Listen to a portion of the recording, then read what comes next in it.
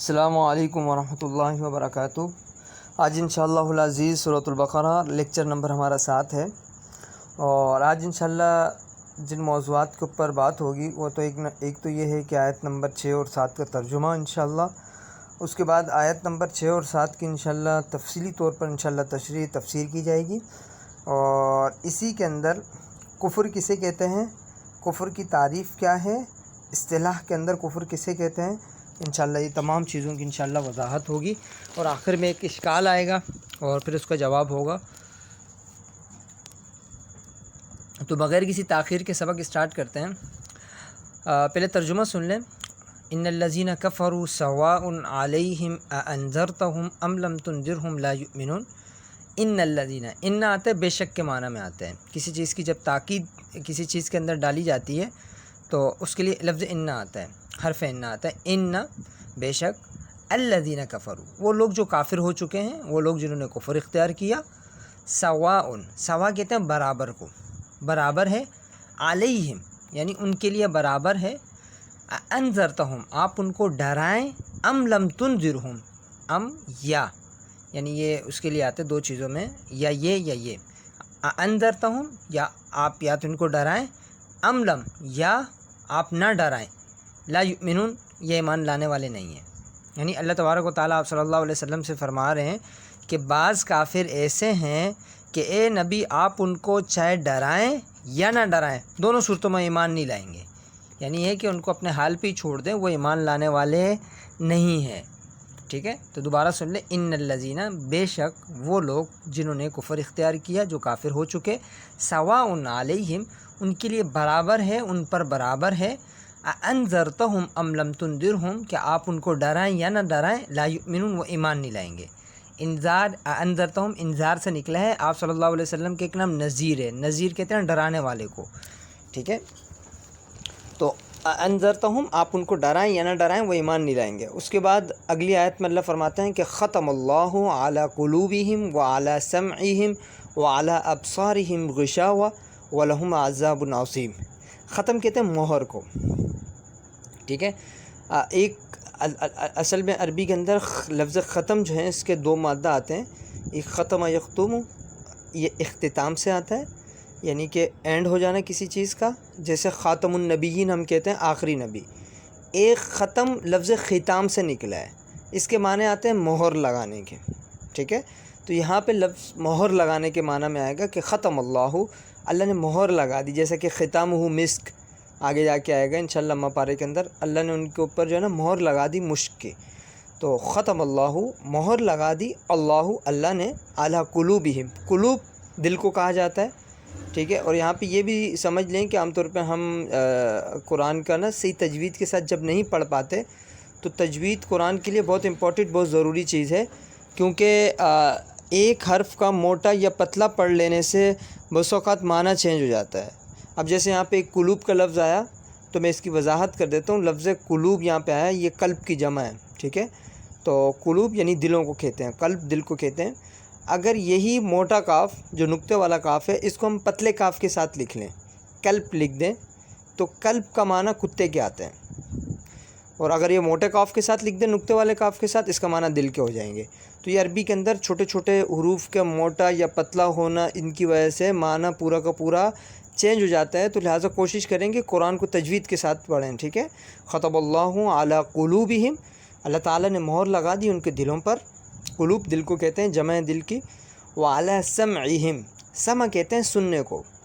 ٹھیک ہے، اور ظاہر سی بات ہے جب کانوں سے سنا جاتا ہے تو یہاں پہ کان کو تو ویسے عربی کے اندر اذن کہتے ہیں، لیکن سمع وعلی سمعہم کا جو لفظ یہاں پہ استعمال ہوا، چونکہ سنا کان سے ہی جاتا ہے تو اس وجہ سے یہاں کان ہی مراد ہے۔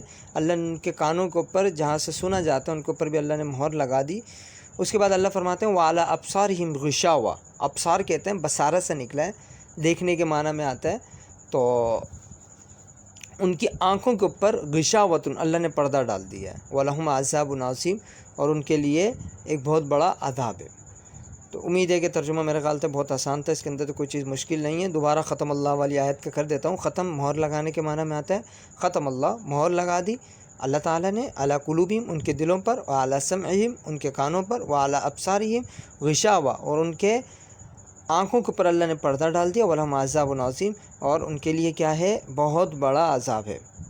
اچھا یہاں پہ پہلے تو یہ ہے کہ دیکھیں اللہ تبارک و تعالیٰ نے آپ صلی اللہ علیہ وسلم کو دنیا میں کس مقصد کے لیے بھیجا تھا، تاکہ لوگوں کی ہدایت کر سکیں، لوگوں کو راہ راست پر لا سکیں، ان کو صحیح دین بتا سکیں۔ پھر یہاں پہ اللہ تبارک و تعالیٰ فرما رہے ہیں کہ ان الذین کفروا سواء علیہم اانذرتم ام لم تنذرہم لا یؤمنون، اے نبی آپ ان کو ڈرائیں نہ ڈرائیں برابر ہیں، یہ کافر ہی رہیں گے، ایمان نہیں لائیں گے۔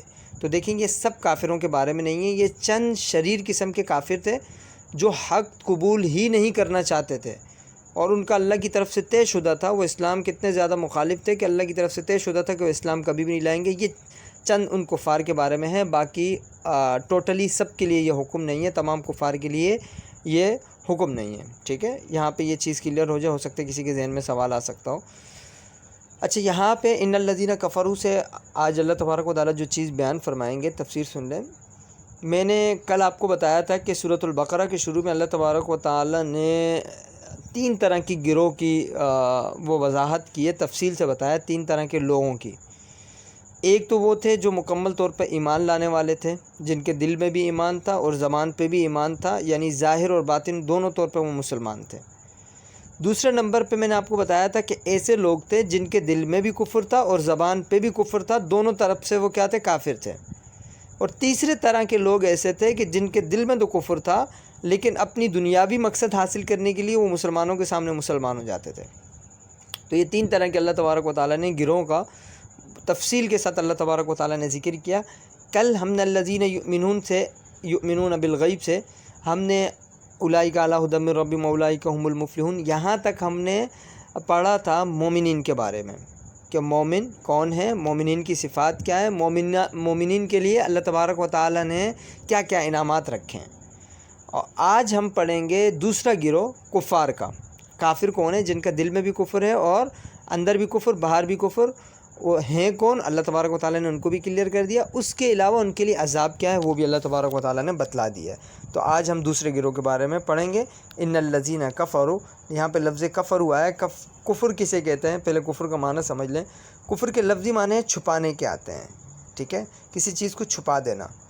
اب ناشکری کو بھی کفر، یعنی کہ ناشکری اگر کوئی بندہ کرتا ہے کسی کی، اس کو بھی کفر کہتے ہیں۔ جیسے ہم اللہ تعالیٰ کی جیسے کافر ہیں جو دنیا کے اندر کافر ہیں، وہ بس اوقات اللہ تعالیٰ کی نعمتوں کی ناشکری کرتے ہیں، اللہ پہ ایمان نہیں لاتے، تو وہ ناشکری کو کفر اس وجہ سے کہتے ہیں کیونکہ وہ اپنے جو محسن ہے، جو ان کے اوپر احسان کرنے والا اللہ تعالیٰ، وہ ان کے احسان کو چھپا رہے ہوتے ہیں۔ حالانکہ ان کو پتہ ہے کہ اللہ تبارک و تعالیٰ کا احسان ہے ہمارے اوپر، لیکن اس کو چھپاتے ہیں، اس کے باوجود اللہ پہ ایمان نہیں لاتے، اللہ کا انکار کرتے ہیں۔ تو محسن کے احسان کو چھپانا بھی کفر ہے، ٹھیک ہے۔ تو اس وجہ سے ان کو کافر کہا جاتا ہے۔ اس اصطلاح شریعت کے اندر کافر کن لوگوں کو کہا جاتا ہے؟ اصطلاح شریعت کے اندر کہا جاتا ہے کہ جن چیزوں کے اوپر ایمان لانا فرض ہے، ان میں سے کسی بھی ایک چیز کا انکار کر دینا کفر ہے۔ یعنی دین کے اندر ایسی قطعیات، ایسی قطعی اور جو قطعی ثبوت ہیں، ٹھیک ہے، جن کو پر ایمان لانا ہر مسلمان پر فرض ہے، ان میں سے کسی ایک چیز کا بھی انکار کر دینے والا بندہ کیا ہو جاتا ہے؟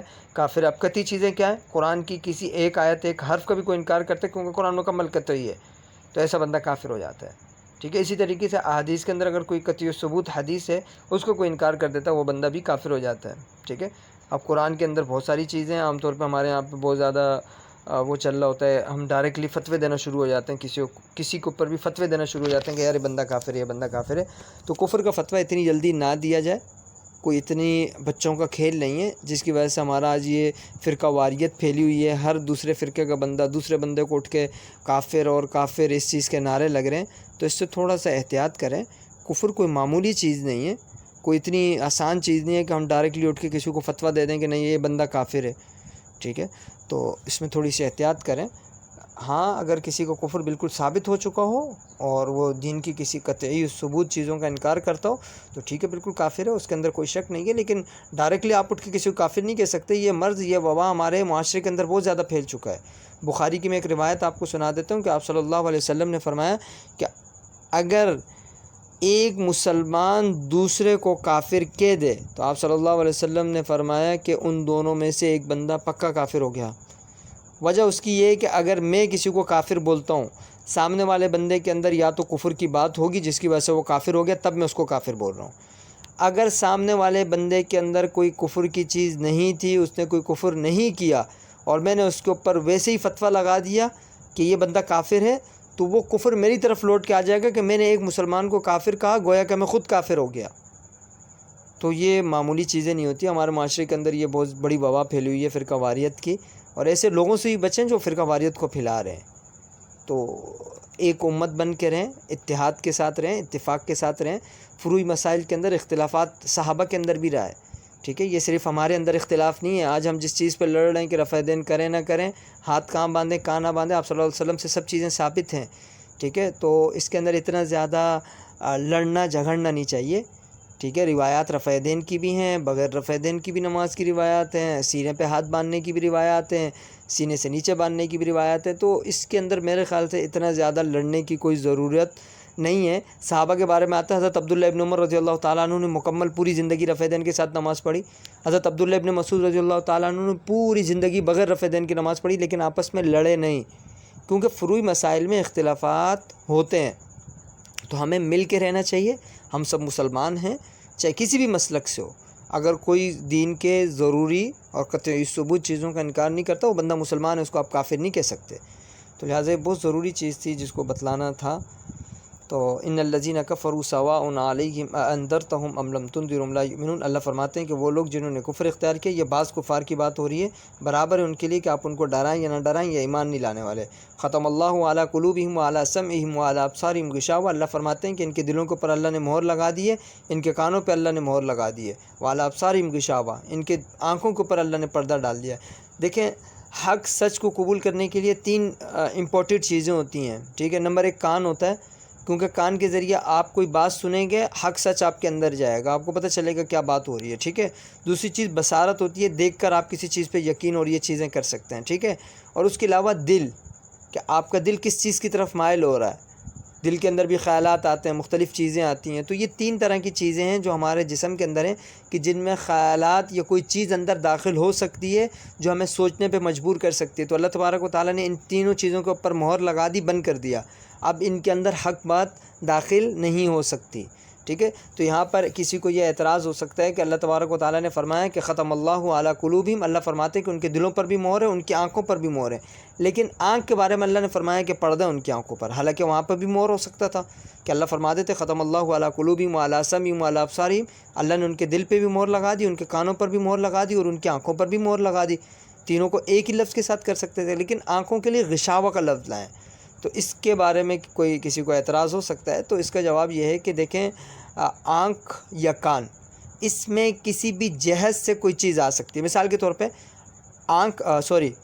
دل اور کان، اس میں کسی بھی جہت سے کوئی بھی چیز داخل ہو سکتی ہے۔ مثال کے طور پہ دل کے لیے کوئی ضروری نہیں ہے کہ ایک ہی سمت سے خیالات آ سکتے ہیں، کہیں سے بھی آ سکتے ہیں، اس کی کوئی سمت مقرر نہیں ہے۔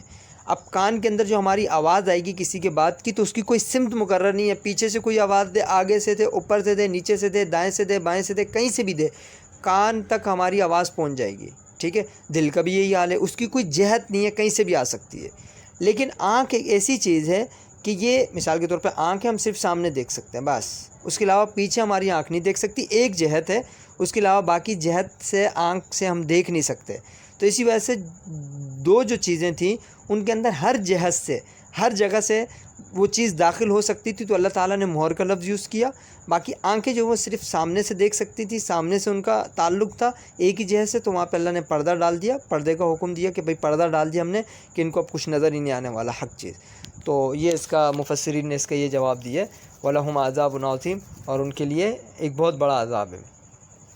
اور تفسیر کا سبق تقریباً آج کا تو بہت آسان تھا، یہ صرف 2 آیات تھی، ان کا ترجمہ تھا، اور کفر سے متعلق میں نے آپ کو بتا دیا، یہ چھوٹے چھوٹے مسئلے یا ان کے اندر نہیں پڑنا چاہیے، اتحاد کے ساتھ، اتفاق کے ساتھ، بھائی چارہ اور اتحاد امت ہونا چاہیے، ٹھیک ہے۔ یہ لڑائی جھگڑے میں کچھ بھی نہیں رکھا، بہت سے علماء اس چکر میں ہمارے شہید ہو چکے ہیں، فرقہ واریت کی ایسی ہمارے اندر وبا پھیل چکی ہے کہ ہم ایک دوسرے کے خون کے پیاسے ہو چکے ہیں۔ اللہ تعالیٰ سے دعا ہے کہ اللہ تبارک و تعالیٰ عمل کی توفیق عطا فرمائے۔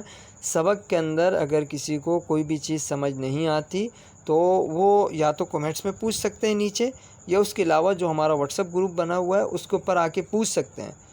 ابھی تک کسی نے سوال نہیں کیا، اب دو ہی صورتیں ہو سکتی ہیں، یا تو بہت زیادہ اچھا پڑھایا جا رہا ہے کہ سب کچھ سمجھ آ رہا ہے، بصورت دیگر یا تو سبق ہی نہیں سنا جا رہا۔ تو اللہ تعالیٰ سے دعا ہے کہ اللہ تبارک و تعالیٰ ہمیں عمل کی توفیق عطا فرمائے۔ السلام علیکم ورحمۃ اللہ وبرکاتہ۔